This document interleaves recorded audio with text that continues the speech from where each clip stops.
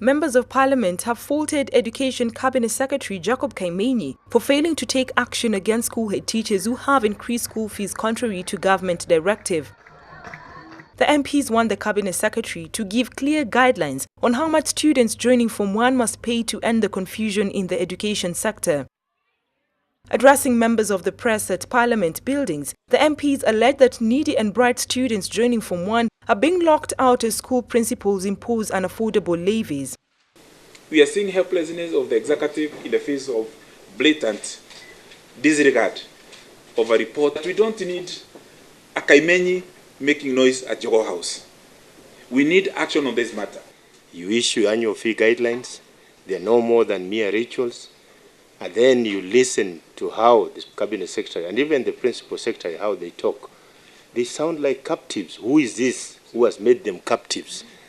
Led by Mkureni MP Kabando Akabando, the members of Parliament opposed Kaimeni's proposal that schools use 2013 fee structure, saying it goes against the task force report on school fees guidelines.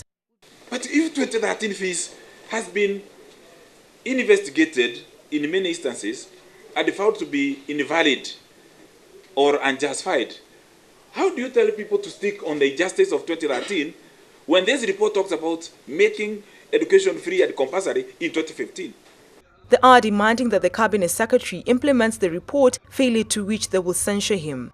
But what we must not permit as a House is for Jacob Kaimeni and Belio Kipsang to sound as if they are going to rewrite the book of Lamentations in the Bible. They have been given a constitutional position to implement directives of government, and they have to do it. And if they are not going to do it, we have to take action as a House. The parliamentary committees actually have teeth and they can bite. And it is a high time now Parliament did something. Now, some public secondary schools have been accused of charging as much as 100,000 shillings for a Form 1 student, despite government allocating 15 million shillings annually to public secondary schools. According to the Kilemi Task Force report, the government is to meet the cost of teaching and learning materials, operational cost and meals. Now, the Kilemi report puts a ceiling of 51,839 shillings for secondary boarding school levies, while those joining day secondary school should pay 23,975 shillings and those joining special needs schools should pay 55,435 shillings.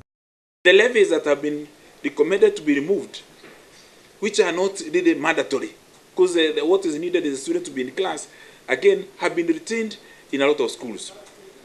We think and we believe that this is meant to make those poor students, even with CDF bursary support, not to report to the schools of admission so that those slots can be allocated to the rich of this country.